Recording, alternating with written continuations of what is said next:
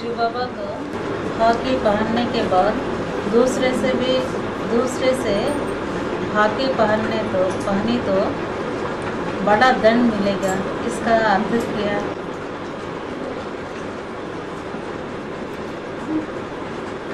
राखी पहनना माना गले से मिलना। गले से मिलना माना गले पड़ गया, जैसे माला गले में पड़ जाती है। वो साधु संत तो माला गले में डालते हैं, समझते हैं कि हम श्री श्री 108 हैं, दुनिया की श्रेष्ठ से श्रेष्ठ 108 आत्माओं के संगठन की माला हमने बनाई है, और ये हमारी गले के हार हैं। लेकिन वास्तव में वो तो माला नहीं बनाते हैं। माला बनाने वाला, दुनिया का श्रेष्ठ से श्रेष्ठ संगठन बनाने वाला, नई दुनिया का संगठन बनाने वाला तो भगवान है। और भगवान के ऐसे गले के जो हार बनते हैं वो वही बच्चे बनते हैं जो बच्चे सिवाय एक बाप दूसरा नहीं। अगर एक बाप के गले के हार बने और फिर दूसरे के गले के हार भी बने, रावण के 10 शीश होते हैं और 10 के गले के हार बनते रहे, तो वो भगवान की माला में आवेंगे क्या? क्या और धर्मों में कन्वर्ट होने वाले बन जाएंगे? क्या होंगे? वो तो कन्वर्ट होने वाले हो गए। तो जो बाप के गले के हार बनेंगे वो और कोई गले के हार नहीं बन सकते, इसलिए बोला।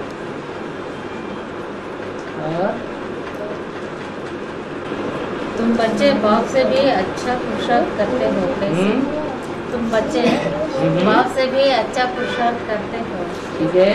कैसे? बाप तो विश्व का मालिक बनता ही नहीं है, बनता है?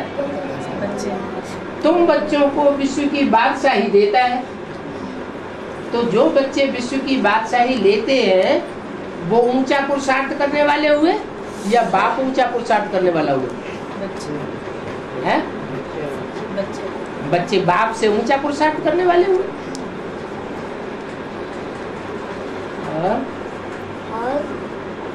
बोलो। मिसाल के तौर पर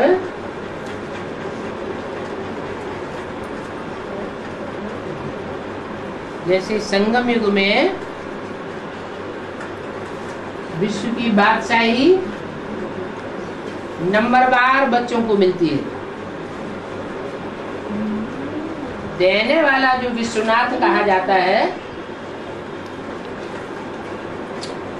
वो तो ताजदारी नहीं बनता है।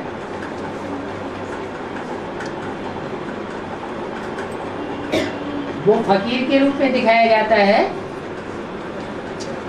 या विश्व के मालिक ताजदारी के रूप में दिखाया जाता है? वो तो फकीर के रूप में दिखाया जाता है। और सारा जीवन बच्चों के लिए संघर्ष करता हुआ दिखाया जाता है। सतयुग में जो बच्चे बनेंगे और बाप से सतयुग की बादशाही लेंगे वो 150 वर्ष राज्य करेंगे।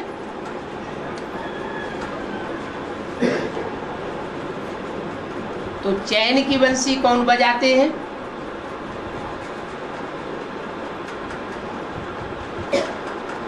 और भागदौड़ के जीवन का पुरुषार्थ कौन करते हैं?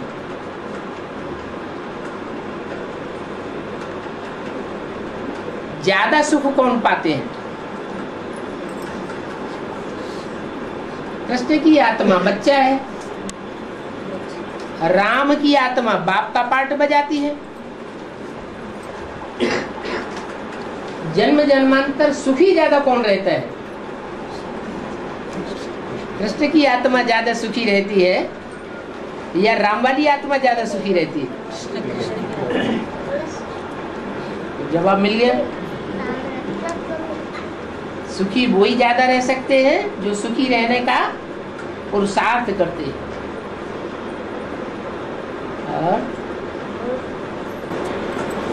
और माता पूछते हैं, इस रावण लंका नरक है ना, ये नरक को बंगार लंका भी कहते हैं, कैसे? स्वर्ण लंका भी कहते हैं। सोने की लंका, सोने का मृग दिखाई पड़ता है और वो सिर्फ जो आर्टिफिशियल सीताएं होती हैं उनको ही दिखाई पड़ता है। क्या? रावण की लंका सोने की दिखाई पड़ती है,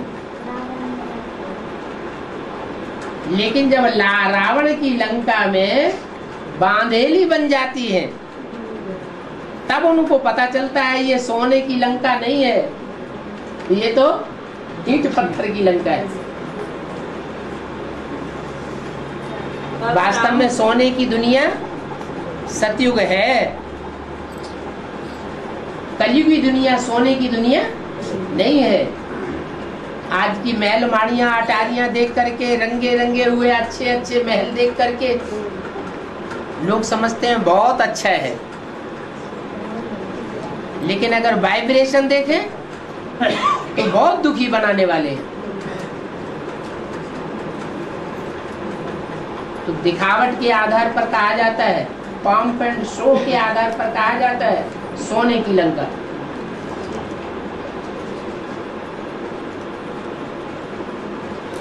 अल्पकाल का भवका है, जैसे कोई जेवर होता है, सोने के गहने होते हैं ना, तो उन पर सोने का पानी चढ़ा दिया जाता है, तो लोग क्या समझते हैं सोने का है या लोहे का है?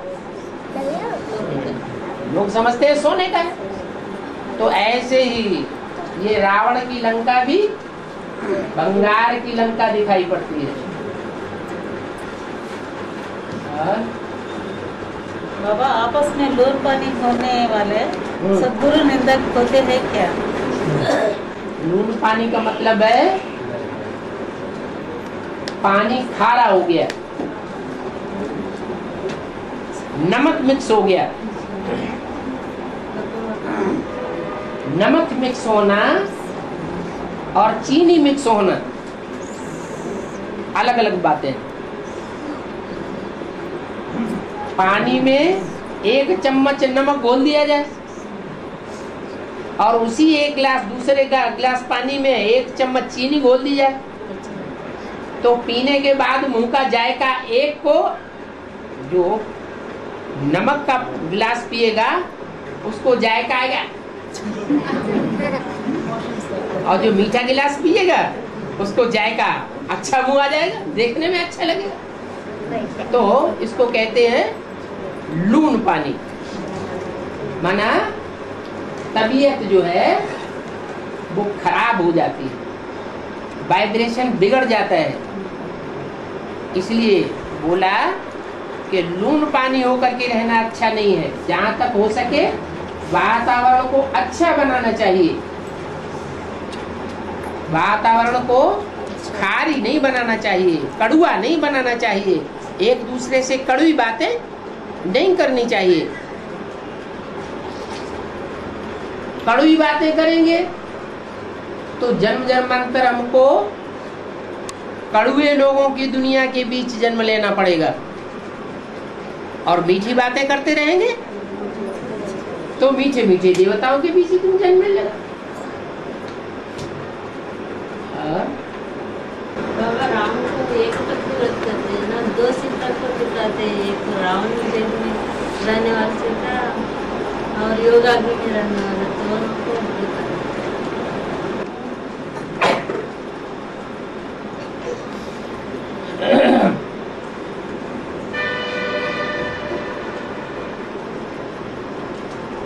वास्तव में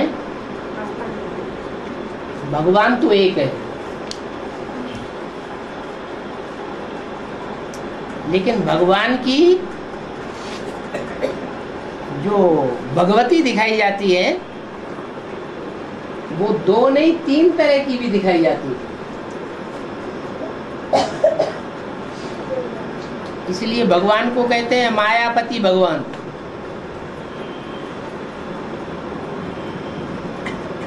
फिर कहते हैं सीतापति भगवान, फिर कहते हैं लक्ष्मीपति भगवान। अब वास्तव में जो मायापति कहा जाता है वो माया तो बेटी है या पति पत्नी का संबंध है? बेटी का संबंध है। अगर बेटी की नीयत खराब हो जाए बाप के ऊपर तो क्या कहेंगे? पत्नी बन जाएगी?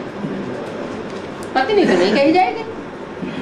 इसलिए वो संबंध तो एक तरफ रख दिया, बाकी रह गए 2। तो पत्नियों में भी, सीताओं में भी 2 प्रकार की सीताएं हैं। एक है ओरिजिनल और एक है आर्टिफिशियल। ओरिजिनल जो सीता है उसका हर जीवन में शीतल स्वभाव है, शीतल संस्कार है। और जो आर्टिफिशियल सीता है उसका सदैव शीतल स्वभाव नहीं रह सकता। इसलिए 2 रूप दिखाए हैं सीता के। जो ओरिजिनल सीता है उसको कहा तुम पावक में करो निवासा, तुम योगाग्नि में रहो, तब तक मैं निशाचरों का नाश करता हूँ। ये निशाचरों का संहार करता हूँ। तो जो संहार करने के निमित्त सीता बनती है उसे कहते हैं असुर संहारिणी। वो काला रूप धारण कर लेती है क्योंकि लोहे से ही लोहा काटा जाता है, जिससे विष मारा जाता है। नहीं तो ये आसुरी दुनिया खत्म नहीं हो सकती। तो ऐसी शक्तियां भी चाहिए जो आसुरी संस्कारों का विनाश करने वाली हो।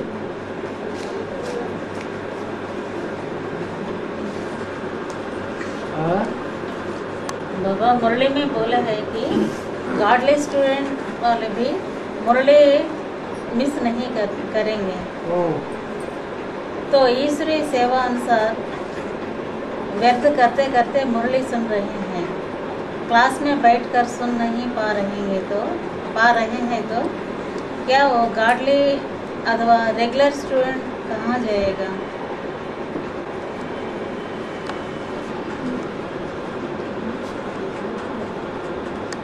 लंबा पूछ दिया। पूछना क्या चाहते हैं आपने समझ लिया? हमने भी नहीं समझा, उन्होंने भी नहीं समझा।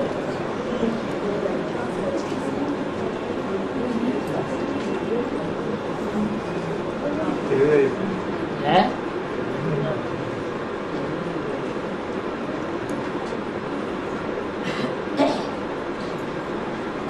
ये माता जी को किसी ने लिख करके दिया है, तो किसी ने पूछा है वो तो जानता है कि क्या पूछना चाहता है। तो माता जी को पता ही नहीं है ये क्या है। बताओ क्या है माता जी?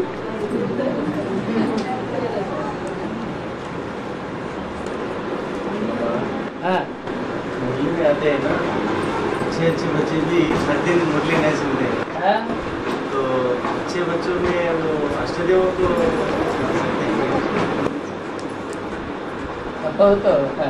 को तो ऐसे नहीं होते मुरली न सुनते हो।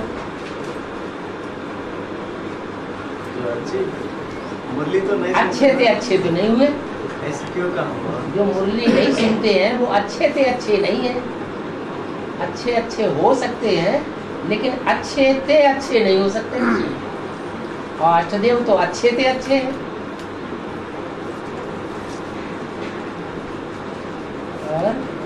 और गुण के आधार पर अच्छे का है।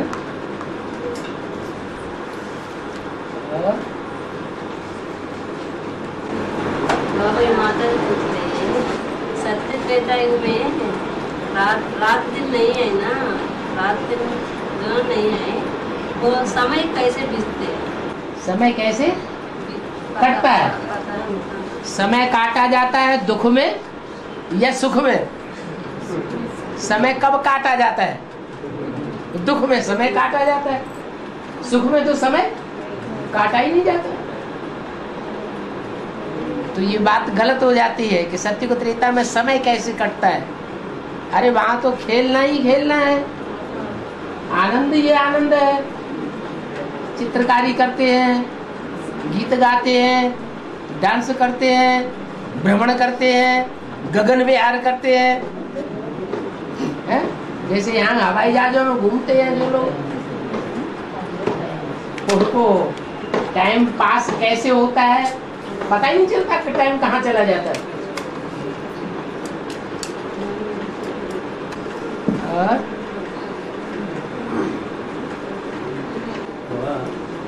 दुनिया की हर चीज चक्र पूरा होने के बाद अपने अपने स्थान पर सेट हो जाएगी।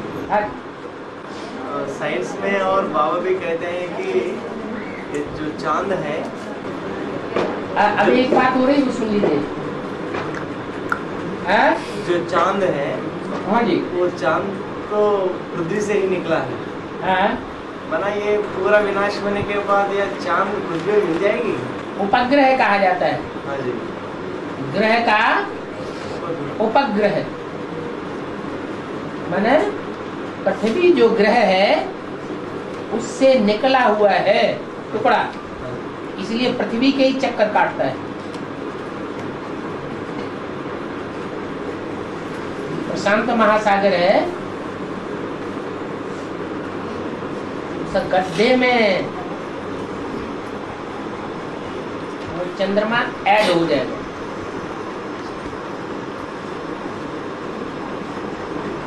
तो सारी दुनिया में पानी ही पानी हो जाएगा। थोड़ा सा हिस्सा बचेगा जिसे जम्बू द्वीप कहा जाता है।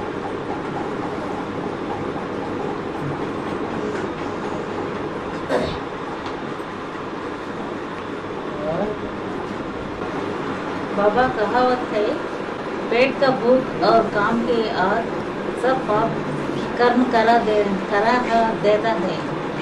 ये बात बेहद में कैसे लागू होगा?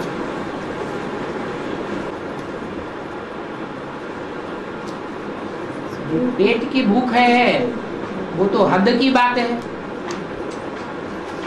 और काम की आग स्थूल पेट में लगती है, यह बेहद के बुद्ध रूपी पेट में लगती है। बुद्ध रूपी पेट में काम की आग लगती है तो पाप कर्म करा देती है। और माता जी कहते हैं, समुद्र एक ही है ना? समुद्र एक ही है ना? सप्त समुद्र कहते हैं कैसे? क्योंकि 7 महाद्वीप हैं और 7 महाद्वीपों के बीच बीच में पानी भरा हुआ है, तो 7 समंदर अलग अलग कहे जाते हैं। पृथ्वी तो एक ही है, लेकिन पृथ्वी के जो टापू हैं वो अलग अलग हैं, क्योंकि बीच में चारों तरफ एक एक टापू पे पानी भरा हुआ है।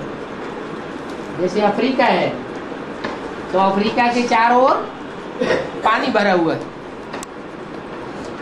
एशिया महाद्वीप है, उसके चारों ओर पानी भरा हुआ है। दक्षिणी अमेरिका है, उसके चारों ओर पानी भरा हुआ है। अब है तो दक्षिणी अमेरिका, चाहे अफ्रीका, चाहे ऑस्ट्रेलिया, है तो ये सब पृथ्वी ही, लेकिन पानी से उनके हिस्से अलग अलग कर दिए गए। इसलिए जैसे 7 महाद्वीप अलग अलग हो जाते हैं, ऐसे ही सागर भी 7 अलग अलग नाम दे दिए गए।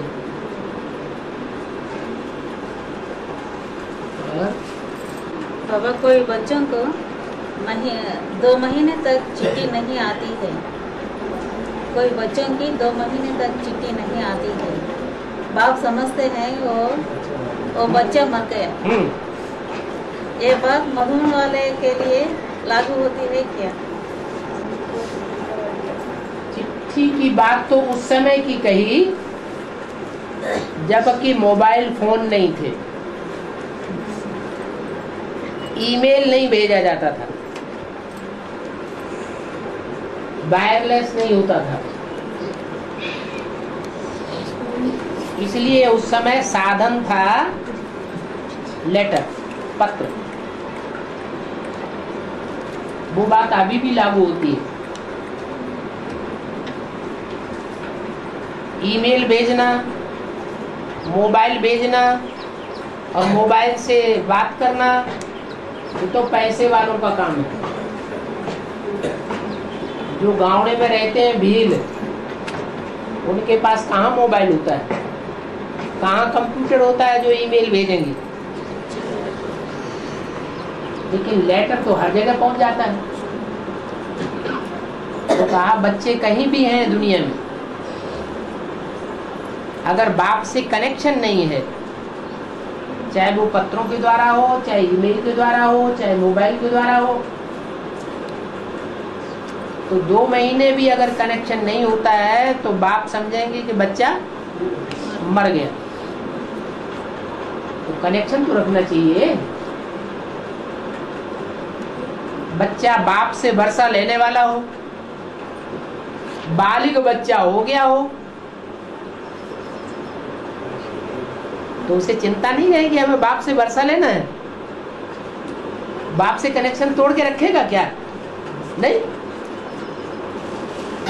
उसका तो कनेक्शन जुड़ा रहना चाहिए। जितना जितना बालिग होता जाएगा उतना उतना उसका संबंध बाप के साथ प्रगाढ़ होता जाएगा। बाप को भी महसूस होना चाहिए कि बाप बच्चे के बगैर नहीं रह सकता और बच्चा बाप के बगैर नहीं रह सकता। और 2-2 महीने तक लेटर भी नहीं,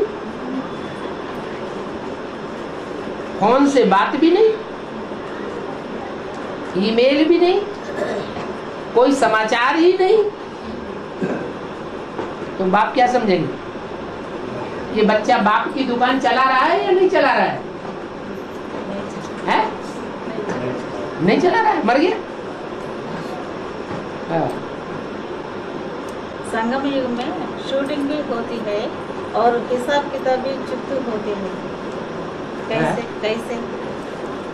संगम युग में शूटिंग भी होती है। हाँ, अच्छे कामों की, बुरे कामों की शूटिंग होती है।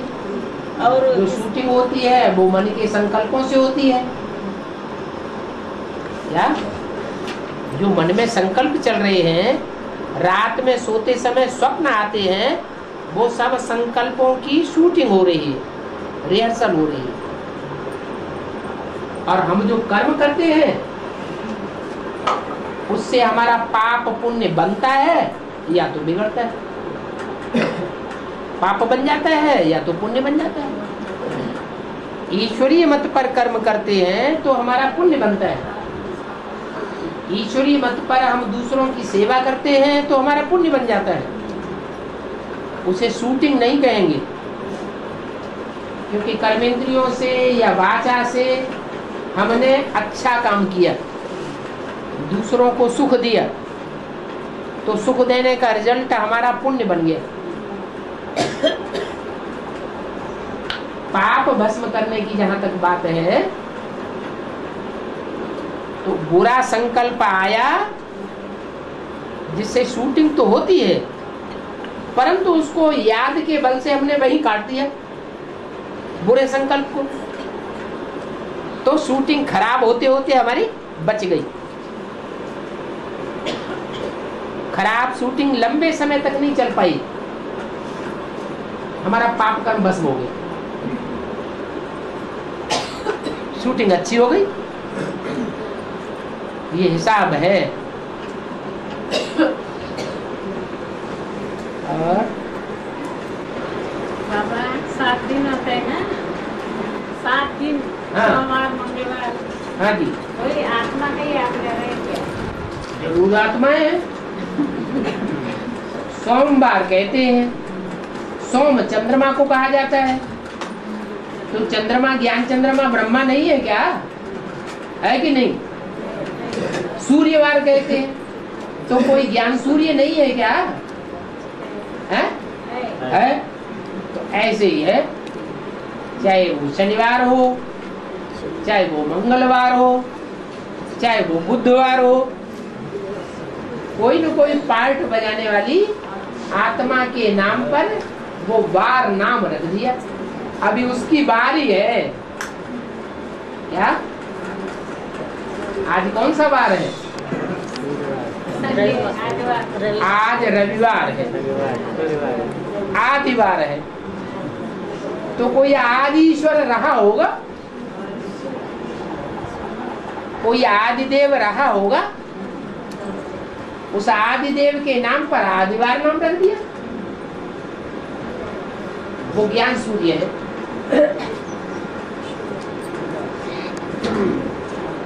तो उसकी बारी है आज, इसलिए आदिवार है। फिर सूर्य के बाद किसकी बारी है? चंद्र की बारी है। उसे सोम कहा जाता है, सोमरस, सोमरस पिलाने वाला सोमदेव। शास्त्रों में लिखा है चंद्रमा पर अमृत बरसता है? अब 69 में वैज्ञानिकों ने खोज की, चंद्रमा पर गए, वहां कोई अमृत बमृत नहीं मिला, पानी भी पीने को नहीं मिल रहा है, ऑक्सीजन भी नहीं है, हवा भी नहीं है। कैसे जाते उधर? कैसे जाते उधर? भर करके जाते हैं, सब स्टॉक करके जाते हैं, सिलेंडर लेके जाते हैं। तो वो हद की बात, वो हद का सोम चंद्रमा है। लेकिन ज्ञान का रस देने वाला, असली सोम रस देने वाला, अमृत रस बरसाने वाला, वो ज्ञान चंद्रमा ब्रह्मा है। जिस ब्रह्मा के मुख से शिव ने वाणी उच्चारण की।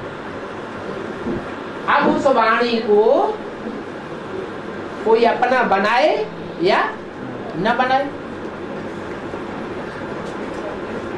वाणी तो उसने सुनाई, ब्रह्मा के मुख से वेदवाणी आई। उस वेदवाणी को कोई मनन चिंतन मंथन करे या न करे। भोजन तो भगवान दे रहा है, सबको देता है, मनुष्यों को भी देता है, कीड़े मकोड़ों को भी देता है, जानवरों को भी देता है, पेड़ पौधों को भी भोजन मिलता है। कोई मिले हुए भोजन को ज्यादा चबाता है और कोई नहीं चबाता है। तो चबाने से खून बनेगा या बिना चबाए खून बन जाएगा? चबाने से खून बनेगा। ऐसे ही सोमरस है, चंद्रमा के द्वारा वो सोमरस मिलता है, वो वेदवाणी मिलती है। अब जो मनन चिंतन मंथन करेगा वेदवाणी का, ब्रह्मा के महावाक्यों का, जिनके लिए कहते हैं ब्रह्मम वाक्यम जनार्दनम, ब्रह्म वाक्य है, पत्थर की लकीर है। लेकिन कैसे पत्थर की लकीर है, उस बात पर गहराई से विचार करना पड़ेगा।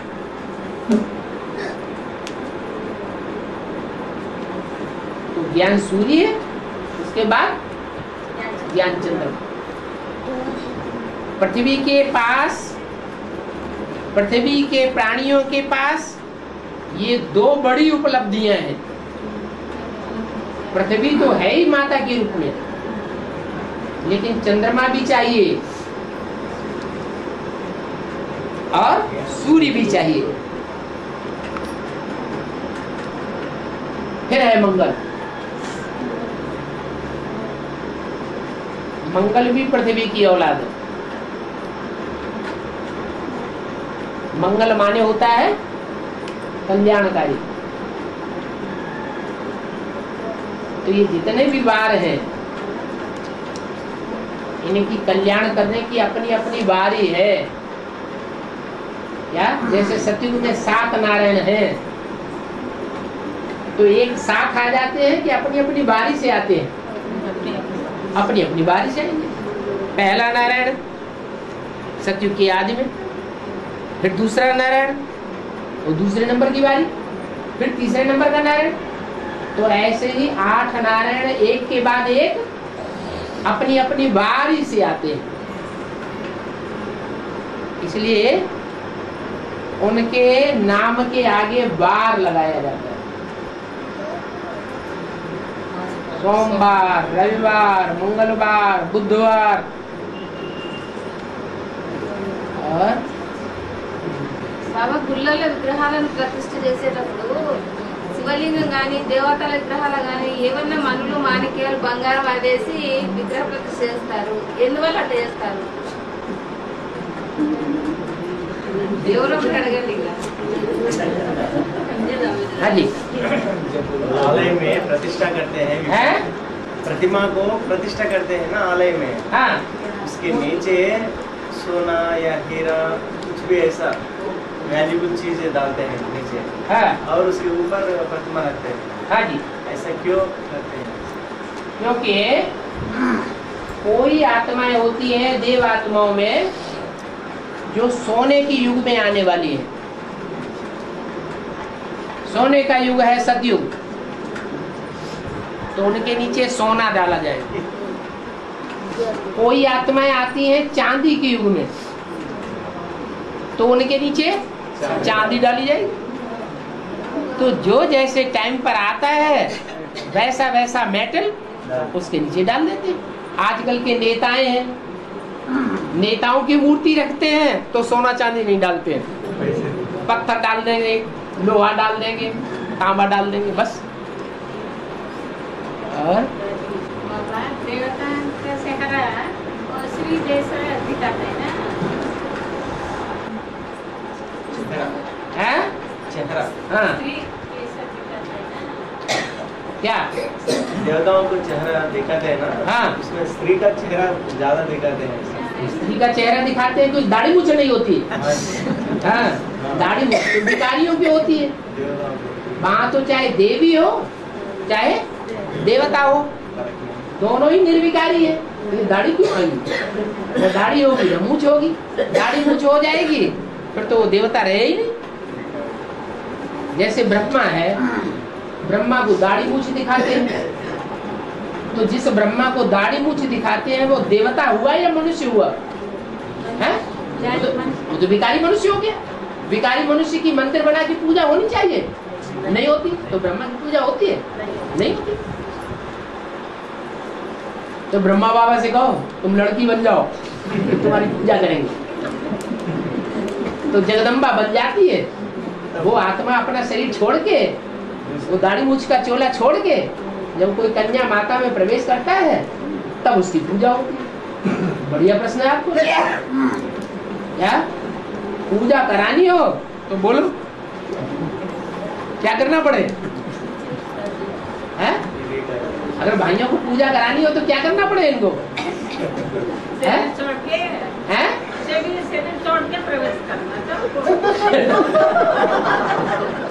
शरीर छोड़ के प्रवेश तो ब्रह्मा ने किया। हाँ, वो ब्रह्मा ने जो शरीर छोड़ करके प्रवेश किया वो संपूर्ण स्टेज नहीं है।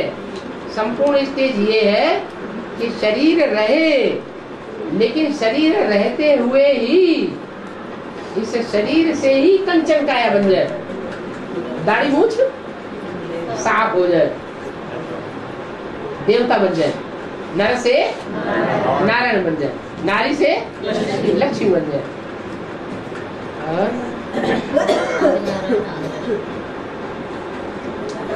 బాబా ప్రకృతి అంటేనే స్త్రీ అంటారు కదా, మన పంచతత్వాలను రకరకాలుగా అంటే స్త్రీలు పురుషులుగా 2 విధాలుగా గంగాదేవి అని చెప్పేసి, భూదేవి అని చెప్పేసి, మళ్ళీ వరుణదేవుడు, గాలి దేవుడు, అగ్నిదేవుడు అని వాళ్ళ ముగ్గురిని పురుషుల పేరు మీద పూజిస్తున్నారు. ఎందుకని? ఎవరు వాళ్ళు?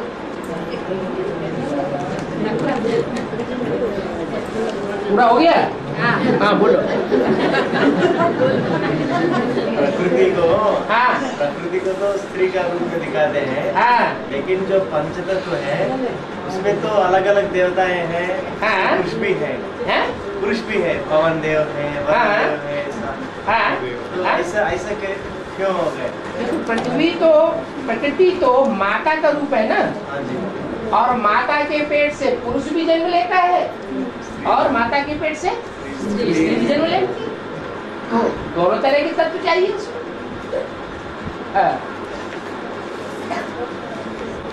बाबा एक वार्तालाप में कहा है कि हाँ। महाराणा प्रताप जब हार गए थे हाँ। तब जंगलों में भागे भागे, शायद तो उनको शाहूकार ने मदद की है। हाँ। तो बाबा मदद कौन सी है और के शाहूकार कौन है और वो शाहूकार कौन है?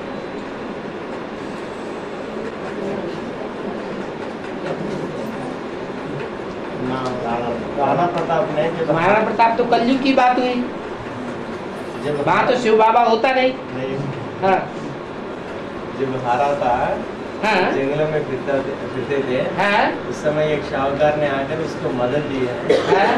वो मदद क्या है? राज्य में जिस साहूकार ने बहुत कमाई की, हाँ जी, बहुत धनवान बन गया, तो महाराणा प्रताप के राज्य में उसको संरक्षण मिला होगा ना अपनी कमाई करने के लिए। हाँ जी। तो उस साहूकार ने वक्त आने पर महाराणा प्रताप को सहयोग दे दिया। तो शाहूकार का नाम पूछ रहे माता।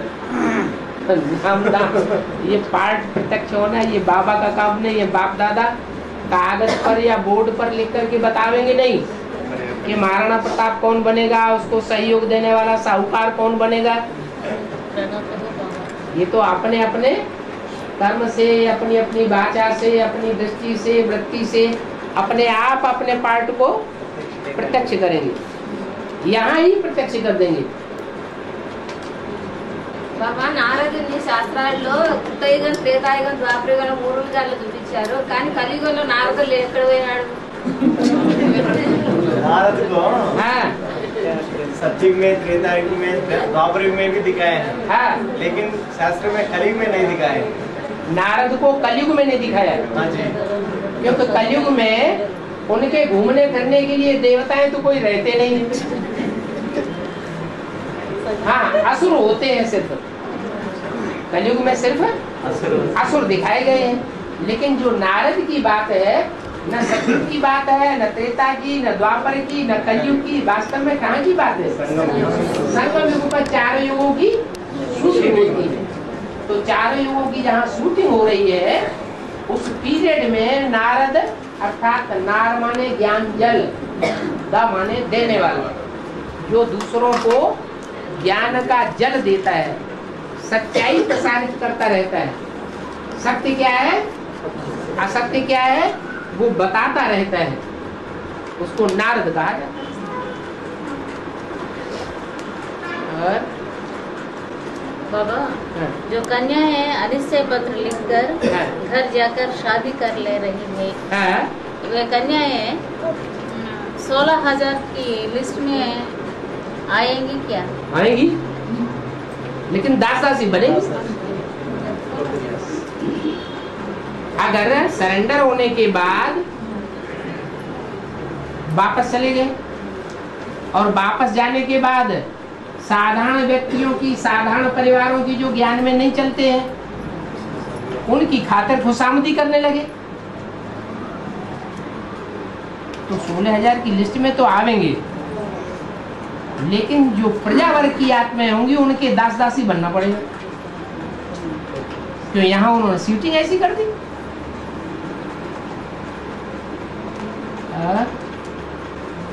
బాబా సాధు సన్యాసులు అన్ని ఇంద్రియాలు ఉండగా కాళ్ళకి ఎందుకు మొక్కించుకున్నారు బాబా?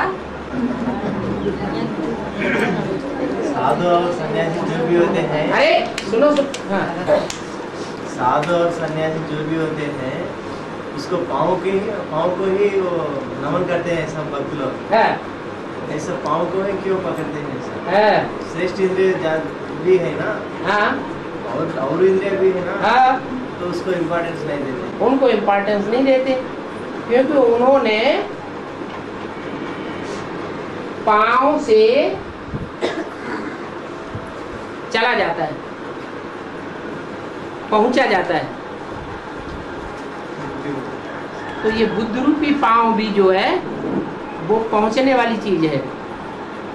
कहते हैं हमारे गुरु जी के पहुंच जहां तक है वहां तक आप नहीं पहुंचेंगे। तो पहुंचने का काम पांव से होता है, बुद्धि से भी पहुंचने का काम होता है। इसलिए उनके पांव जो है वो पूजन करते हैं, क्योंकि वो लोग समझते हैं क्या हम बुद्धि से ही दुनिया का कल्याण करते हैं क्या, इसलिए उनके पांव पूजे जाते हैं। वास्तव में वो पांव उनके पवित्र नहीं होते हैं, पांव में भी धूल लग जाती है। ये तो ईश्वर के बुद्ध रूपी पांव है जिसमें देह अभिमान की धूल कभी भी नहीं लगती है, और वो पूजने की बात नहीं है। गुरुओं के पांव पानी डाल करके उसको धोते हैं और उसकी जो गंध निकलती है उसको पी जाते हैं। और वो गुरु लोग बड़े प्यार से अपने पांव धुलवाते भी हैं और दूसरों को पीते हुए देख करके बहुत खुश होते हैं, हम भगवान हैं क्या। वास्तव में उन्होंने भगवान की नकल की है। भगवान जब इस सृष्टि पर आते हैं तो जिस तन में आते हैं वो तन जो है वो एक प्रकार का पांव है, बुद्ध रूपी पांव। वो तन पवित्र किया जाता है ज्ञान जल से। ज्ञान जल से जब पवित्र हो जाता है तब वो मूर्ति तैयार हो जाती है, उसकी पूजा करते हैं। उन्होंने अपने पांव को जाना शुरू कर दिया। वो कहते हैं शिवो हम शिव हैं। वास्तव में कोई गुरु मात्र शिव नहीं है, शिव तो एक ही है। जिस मुकर्रर रथ में आता है उसमें ही आकर के वो बुद्धिमानों की बुद्धि प्रवेश करके प्रत्यक्ष होता है। उसके देह अभिमानी की धूल को साफ किया जाता है। कैसे? ज्ञान जल से। तब उसकी मूर्ति की पूजा होती है। और బాబా అక్కడ మెట్ల చిత్రంలో సోమనాథ మందిరాన్ని పక్కకు చూపించారు, ఎందుకని వేరుగా చూపించారు, విడిగా విడిపోయింది। वो सीढ़ी चित्र में सोमनाथ के मंदिर को वो सीढ़ी के बाहर दिखाए। हाँ, ऐसा क्यों दिखाए? हाँ, सीढ़ी के बाहर मंदिर दिखाया है। हाँ जी। जो मंदिर यादगार है वो पहली सीढ़ी जो दिखाई गई है वो पूरी नहीं है, हाँ जी। शुरुआत है द्वापर युग के पहले जन्म की। उसमें सात्विक स्टेज बहुत थोड़ी है, छोटी सीढ़ी दिखाई गई। उस छोटी सीढ़ी में बहुत विशाल मंदिर बनाया गया। तो छोटी सीढ़ी में कैसे दिखाया जाएगा, वो तो बाहर निकल जाएगा। तो देखने में आता है बाहर चला गया, बाकी ऐसे थोड़े ही है कि द्वापर युग से पहले वो मंदिर बन गया। नहीं, द्वापर युग की शुरुआत में ही वो मंदिर बनाया गया।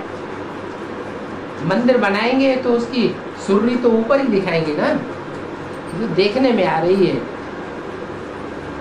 और बाबा मुरली में बताते हैं ना, आप सब द्रौपदी हो, आप सब सीता हो। पूरी बात कहो। हाँ, लक्ष्मी आप सभी लक्ष्मी हैं, ये क्यों नहीं बताते? सब द्रौपदियाँ हैं, सब सीताएं हैं, सब लक्ष्मी क्यों नहीं करते? क्योंकि नारी से लक्ष्मी बनने वाली एक ही है, यह सब नारी से लक्ष्मी बन जाती है। तुम सब राधाएं हो, ये भी नहीं बोला, क्योंकि जो राधा बनती है वो ही बड़े होके लक्ष्मी बनती है, लक्ष्य को प्राप्त करती है। इसलिए लक्ष्मी भी एक ही है और राधा भी एक ही है। बाकी तुम सब सीताएं हो, तो सीताएं नंबरवार है जिनकी कर्मेंद्रियां शीतल हैं। क्या? हाँ, जिनकी कर्मेंद्रियां शीतल नहीं है, बहुत गर्मी भरी हुई है, तो वो सूर्पनखा पूतनाएं बन पड़ती है। तो उनको सीताएं नहीं कहेंगे, क्या कहेंगे? सूर्पनखा पूतना, लड़ाई कराने वाली, अपवित्र बनाने वाली, नरक बनाने वाली। इसलिए बोला कि तुम भारत माताएं हो, स्वर्ग का गेट खोलने के लिए बैठती हो, और वो सूर्पनखाएं पूतनाएं नरक का दरवाजा खोल के बैठ जाती है। तो अलग अलग हो गए।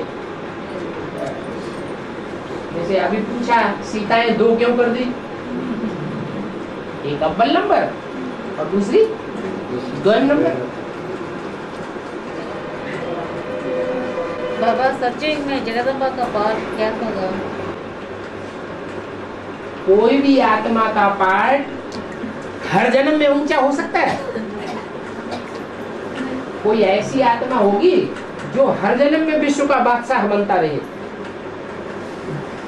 विश्व का मालिक बनने हो सकती है कोई? नहीं, कभी ऊंचे और कभी नीचे। तो ऐसे ही जो जगदम्बा कही जाती है, वो संगम युग में सारे जगत की अम्बा बन गई, सारे जगत से मान मर्तबा लेने वाली बन गई, लक्ष्मी से भी मान मर्तबा लेती है। क्या?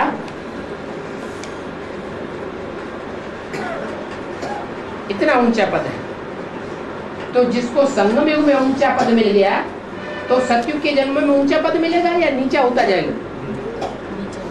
क्या होगा? नीचा होता जाएगा। जैसे सतयुग के आदि में कृष्ण की आत्मा पहला नारायण बनकर के ऊंची गति लेती है, तो दूसरे जन्म में नीचे गिरेगी या उतना ही ऊंची रहेगी? नीचे गिरेगी। 8वें जन्म में जाकर के इतनी नीचे गिर जाती है कि राम का बाप बन करके साहूकार बन जाती है।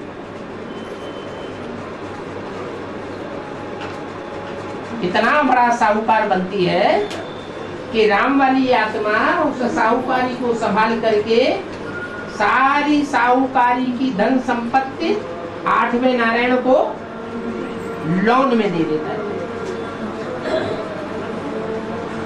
तो कहाँ 8वां नारायण गद्दी का मालिक, और कहाँ उसकी राज्य में पलने वाली प्रजा का साहूकार? राम वाली आत्मा या राम वाली आत्मा का बाप?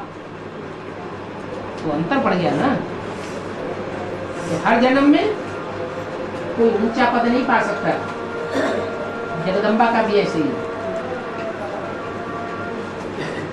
और सिख लोग कहते भी हैं, राज करेगा खालसा।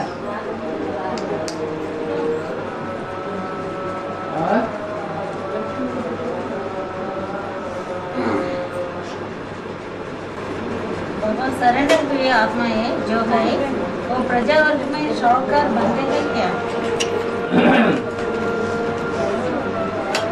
सर अंदर जब से सरेंडर हुए तब से लेकर के जब तक दुनिया का विनाश हो, तब तक सर अंडर बना रहे। सर ऊंचा ना उठ जाए, हम नहीं करेंगे, हम नहीं मानेंगे, ऐसा नहीं करेंगे, वैसा नहीं करेंगे। तो सर अंडर है या ऊपर है? ऊपर हो गया। तो सर अंडर ही बना रहे, माने सदैव श्रीमत पर ही चलते रहे, कोई और की मत पर न चले, तो राजा ही राजा बनेंगे। लेकिन ऐसा होता नहीं है, क्योंकि माया किसी को छोड़ती नहीं। और బాబా ఆత్మ శరీరం వదిలేటప్పుడు వృత్తిలో నుంచి వెళ్ళిపోతుంది అన్నారు కదా, మళ్ళీ జన్మ తీసుకునేటప్పుడు కూడా ఏ విధంగా జన్మ తీసుకుంటుంది, ఎలా ప్రవేశిస్తుంది గర్భంలోకి? जब आत्मा शरीर छोड़ते हैं वो वृद्धि से ही जाएगी ना, फिर जब गर्भ में प्रवेश करते हैं तो कैसे प्रवेश करेगा? आत्मा अति सूक्ष्म होती है, इतनी सूक्ष्म होती है कि शरीर के अंदर लाखों छिद्र हैं। क्या? लाखों की तादाद में छेद हैं। वो छेद से भी छोटी आत्मा है। इस मस्तक में भी कितने छेद हैं, उनसे भी छोटी आत्मा है। हाँ, ये कहेंगे जो ऊंची स्टेज की आत्मा होगी वो ऊंचे स्थान से निकलेगी, और जो आत्मा अर्थात मन बुद्धि रूपी आत्मा शरीर छोड़ते समय उसकी बुद्धि भ्रष्ट अंगों में लगी हुई होगी, तो कहां से शरीर छोड़ेगी? भ्रष्ट अंगों से ही शरीर छोड़ेगी। तो अंतमते सोगति होता है, और अंतमते वही होता है जो सारे जीवन का पुरुषार्थ होता है। वो सारे जीवन का पुरुषार्थ फिर अंत में तौला जाता है। अगर अच्छे से अच्छे कर्म रहे हैं, यहां से निकलेंगे। नीचे कर्म रहे हैं, वहां से निकले।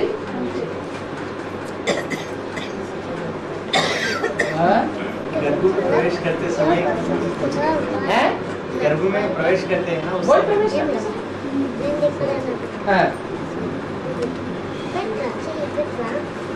बाबा जैसे अंधे लूले लगने होते हैं तो हाँ, उनके और इंद्रियां ज्यादा ठीक हो जाती है। इसकी यहाँ पर शूटिंग कैसे होती है, उसके यहाँ पर शूटिंग कैसे होती है? यहाँ रुद्रमाला के मण के अंधे लूले लगड़े नहीं है,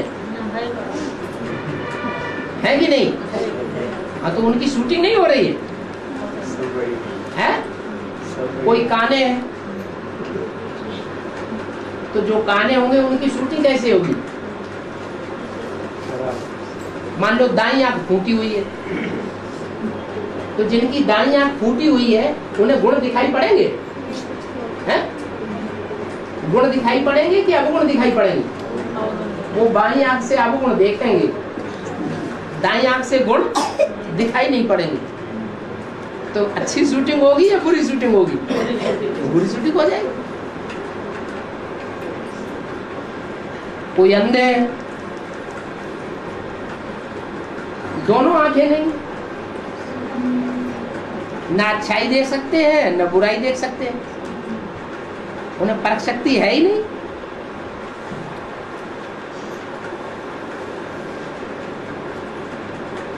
तो प्राप्ति भी वैसी होगी। हाँ, दूसरी इंद्रियां उनकी तीखी हो जाएंगी। कोई अंधे ऐसे होते हैं आंख से चेहरा नहीं देख पाते क्योंकि आंखों के अंधे हैं, लेकिन कोई का हाथ ऐसे पकड़ ले तो नाम बता देंगे, ये वो आदमी है। माने उनकी स्पर्श शक्ति तीखी हो जाती और इंद्रियों में ज्यादा ताकत आ जाती है।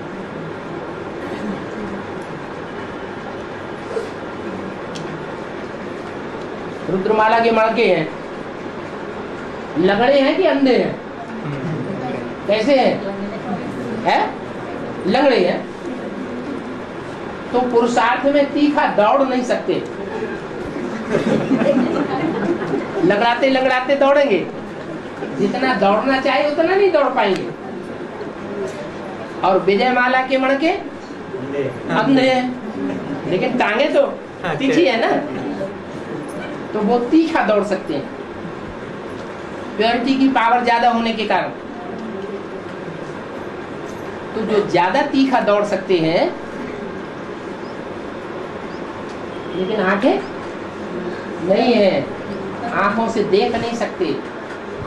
किधर चले, इधर चले या इधर चले या इधर चले, जो जैसा बता देता है कान पकड़ के उसी तरफ चल पड़ते हैं। बकरी क्या करती है? बकरी का कान जिसने पकड़ा बकरी वैसे ही चल पड़े। ऐसी ही हालत है, चाहे रुद्रमाला के मणके हो, चाहे विजयमाला के मणके हो, उनकी अपनी अपनी इंद्रियां अपने तरीके से काम करती हैं, लेकिन दूसरी इंद्रियां तीखी होती हैं। विजयमाला के मणके भला आंखों के अंधे हैं, लेकिन दौड़ में तीखे जा सकते हैं, सहयोग ले लेते हैं।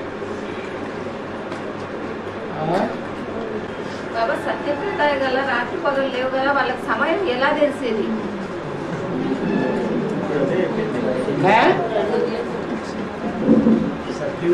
మూడే సంవత్సరాలు తీసుకురాం అని చెప్తున్నారు కదా, సమయం ఎట్లా తెలిసేది వాళ్ళకి? 7 సంవత్సరాలు